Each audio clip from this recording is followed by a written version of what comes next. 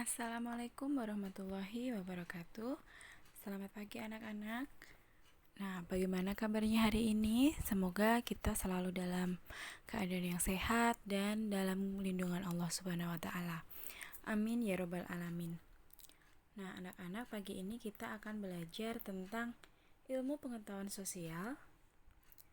Dan materi pada pagi hari ini adalah keberagaman sosial dan budaya. Nah, untuk kesempatan kali ini di kelas 4, kita akan belajar tentang IPS. Nanti bersama saya, Ustazah Yayu Susilawati. Jadi selama 1 tahun nanti, anak-anak akan ibu dampingi ya dalam membahas pembelajaran ilmu pengetahuan sosial.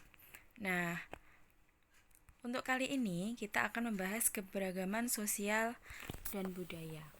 Nah, di Indonesia itu keragaman sosial dan budayanya itu sangat banyak sekali. Nah, tahukah kamu bahwa Indonesia memiliki beragam budaya? Nah, apa sih sebenarnya keberagaman sosial budaya? Keragaman sosial budaya adalah perbedaan dalam masyarakat yang berpengaruh terhadap cara hidup sehari-hari. Nah, jadi di Indonesia ini ada berbagai macam perbedaan. Nah, perbedaan-perbedaan ini akan berpengaruh terhadap cara hidup kita sehari-hari. Jadi cara hidup orang Ponorogo dengan cara hidup orang Madiun itu sudah berbeda. Nah, disitulah yang dimaksud dengan keberagaman sosial budaya. Nah, selanjutnya tentunya keberagaman sosial budaya ini sangat erat kaitannya dengan semboyan negara kita, yaitu Bhinneka Tunggal Ika. Nah, apa sih artinya Bhinneka Tunggal Ika itu? Artinya, Bhinneka Tunggal Ika adalah berbeda-beda tetapi tetap satu juga. Yang biasa semboyan ini kita lihat pada gambar lambang negara kita, yaitu burung Garuda. Nah, di bagian bawah itu terdapat semboyan negara kita, yaitu Bhinneka Tunggal Ika. Pada bagian ini bisa kita lihat ya. Di sini terlihat lambang semboyan negara kita, yaitu Bhinneka Tunggal Ika. Nah, semboyan ini menggambarkan persatuan dan kesatuan bangsa Indonesia yang memiliki keberagaman suku bangsa, budaya, bahasa daerah, agama, kepercayaan, ras maupun antar golongan. Jadi semboyan negara kita ini dibuat tidak asal-asalan ya. Para pendahulu kita, para pahlawan nasional kita dulu sudah memikirkan tentang keberagaman sosial dan budaya sehingga menjadi salah satu semboyan negara kita, yaitu Bhinneka Tunggal Ika. Nah, selanjutnya kita akan membahas tentang jenis-jenis keberagaman sosial budaya. Yang pertama yaitu keragaman suku bangsa. Nah, apa saja suku bangsa yang ada di Indonesia? Antara lain ada suku Gayo, ada suku Baduy, ada suku Batak, suku Minang, suku Jawa, suku Asmat, suku Bugis, dan suku Melayu. Nah, ini beberapa keragaman suku bangsa. Nah, ini yang Ustazah sebutkan ini hanya beberapa saja ya. Dan di Indonesia itu masih banyak sekali suku bangsa yang terdapat di Indonesia. Jadi anak-anak bisa cari sendiri di buku lain atau di Google atau dimanapun bisa untuk melihat apa saja keragaman suku bangsa yang ada di Indonesia. Nah, selanjutnya keragaman bahasa. Nah, bahasa di Indonesia itu juga banyak dan macam-macam sekali. Setiap suku bangsa, setiap suku-suku memiliki bahasanya masing-masing. Nah, ini ada contoh beberapa bahasa yang ada di Indonesia, yaitu ada bahasa Tengger, bahasa Baduy, bahasa Osing, bahasa Betawi, bahasa Sunda, dan bahasa Jawa. Nah, karena kita orang Ponorogo, kita terbiasa atau dalam kehidupan sehari-hari itu yang paling sering kita pakai adalah bahasa Jawa. Nah, jadi anak-anak, bahasa ini adalah bahasa suku masing-masing, suku bangsa masing-masing yang ada di Indonesia. Nah, jadi kita itu sebagai bangsa Indonesia kita wajib untuk melestarikan dan juga memakai bahasa daerah kita masing-masing supaya bahasa kita tetap ada, tetap eksis gitu di Indonesia dan bahasa kita tidak punah. Nah, selanjutnya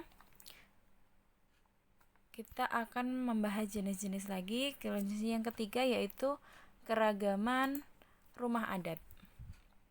Nah, rumah adat yang ada di Indonesia itu juga banyak banget. Setiap suku bangsa memiliki rumah adatnya sendiri-sendiri. Contohnya, ada rumah gadang. Nah, rumah adat ini biasa kita temukan di Sumatera Barat atau Sumbar.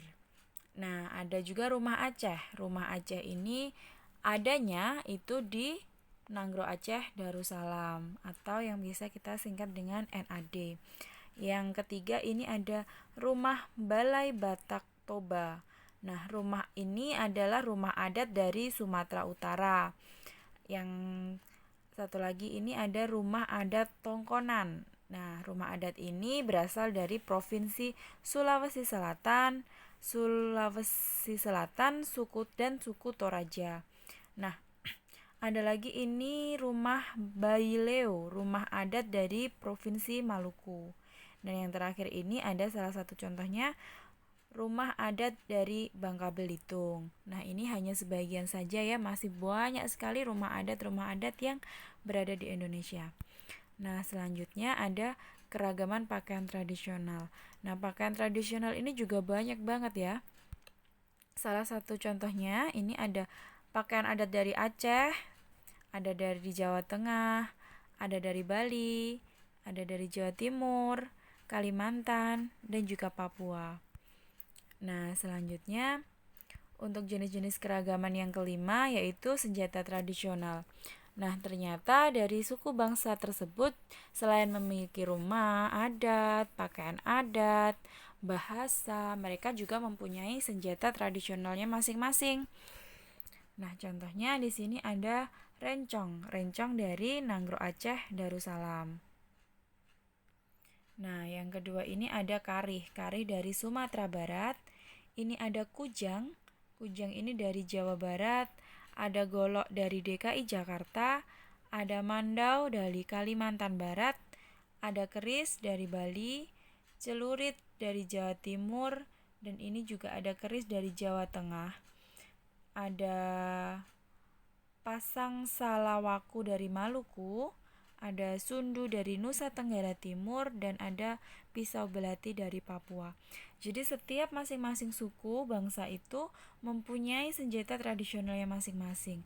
Dan senjata ini wajib kita tahu dan wajib kita lestarikan agar senjata tradisional ini tetap eksis dan tidak hilang dari peradaban Indonesia khususnya.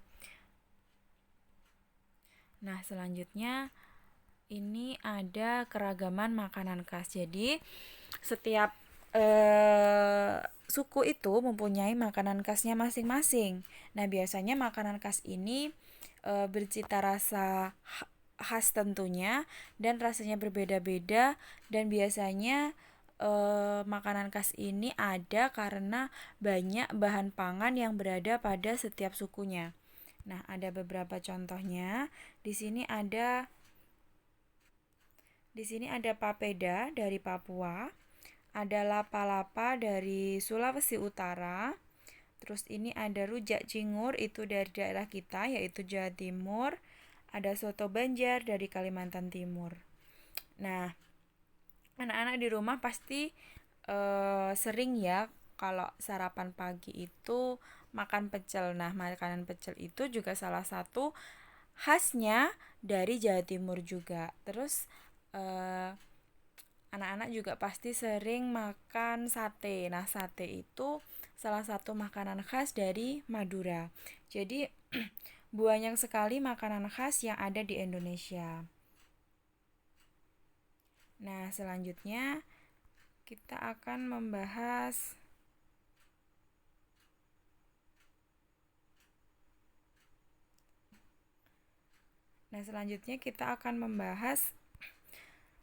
tentang jenis-jenis upacara adat. Nah, di setiap masing-masing daerah juga punya nih upacara adatnya masing-masing. Contohnya ini ada di Dayak. Ini adalah upacara pembakaran jenazah yang namanya disebut dengan tiwah.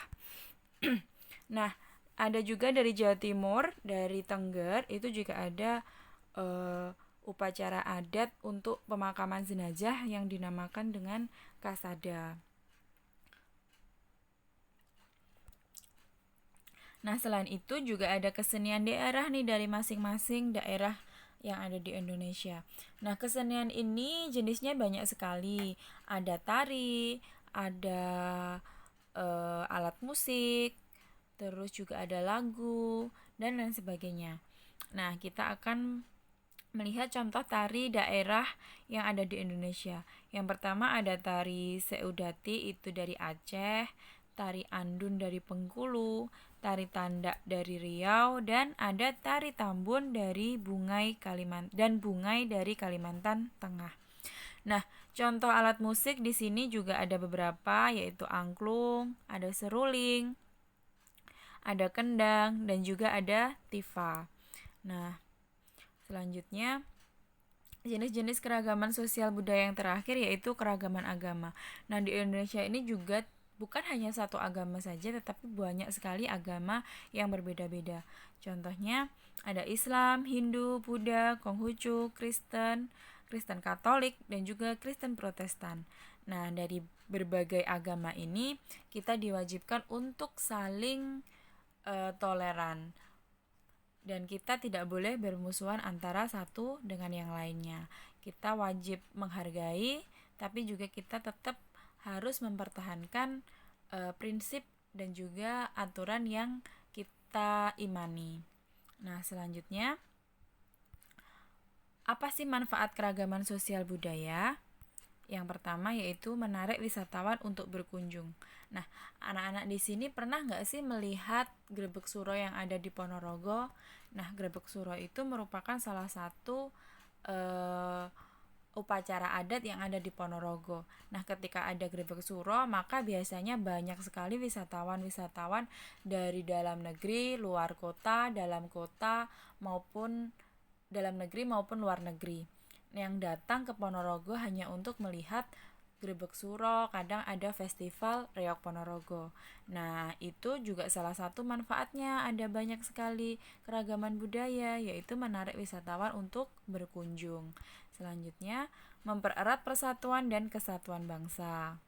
Dan juga yang pasti ketika banyak sekali keragaman budaya, maka itu akan menjadi aset kekayaan budaya bangsa. Nah, yang terakhir memperluas wawasan masyarakat tentang keragaman budaya sosial. Nah, anak-anak, gimana cara kita menyikapi keberagaman sosial budaya di Indonesia supaya dari keberbedaannya kita ini tidak menimbulkan suatu masalah? Caranya adalah dengan saling menghormati dan saling menghargai. Perbedaan tidak harus memecah belah kita, tetapi justru perbedaan harusnya bisa membuat kita untuk saling toleran, menghormati, dan menghargai sehingga kita dapat bersama-sama bergandengan tangan untuk mewujudkan kesejahteraan Indonesia dan kemajuan bangsa dan negara ini. Jadi, ketika kita mendapatkan teman yang berbeda agama, berbeda asal, berbeda bahasa, kita harus saling menghargai, tidak boleh mengejek, dan kita bisa berteman dengan mereka, siapapun mereka, tanpa melihat latar belakang diri mereka. Nah, anak-anak, mungkin itu yang dapat Ustazah sampaikan. Semoga yang Ustazah sampaikan nanti bisa bermanfaat. Dan jangan lupa tetap belajar di rumah dan selalu patuhi protokol kesehatan supaya tetap kita dalam keadaan sehat dan jauh dari wabah COVID-19. Dan semoga wabah COVID-19 ini bisa segera berakhir dan kita bisa bertatap muka kembali seperti biasanya. Terima kasih atas perhatiannya. Wassalamualaikum warahmatullahi wabarakatuh.